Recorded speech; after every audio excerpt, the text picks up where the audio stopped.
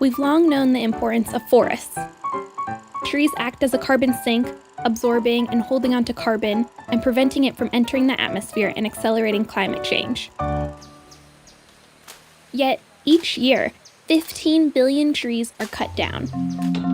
In fact, we've lost 46% of the world's trees since the beginning of human civilization. So, what does it take to bring back our forests? Reforestation is helping to bring back trees to areas that have lost their forests. Around the world, countries have committed to restoring 350 million hectares of forest.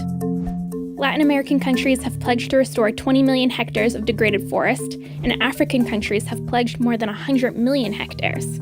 When people think of reforestation, they often think of massive tree planting efforts.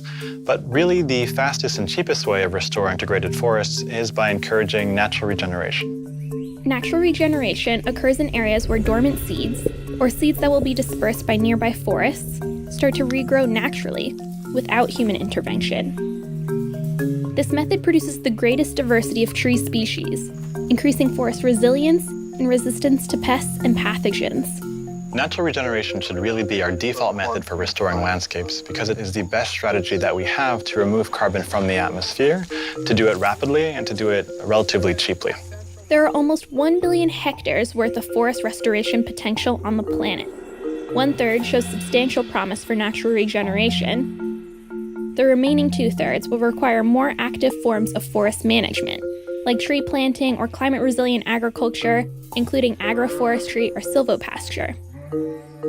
And the good news is that according to a new study, adding nearly 1 billion hectares of forest could help limit global warming to 2.7 degrees Fahrenheit. Restoration is a natural climate solution. It's simple. With more trees, we will reduce climate change impacts. But it's vitally important that local communities, companies, and countries agree to keep forests standing and to help new forests grow. If we want to save the planet, we all have to work together. And that includes you too. There are a couple of things that you as an individual can do to support the restoration agenda. The first is to purchase deforestation-free products and to look for products that were grown in a regenerative way, like agroforestry coffee or agroforestry cacao.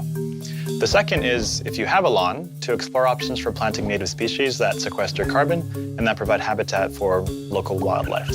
And the last option is to engage with your local policymaker to encourage them to develop policies that are science-driven and encourage restoration in the most cost-effective ways.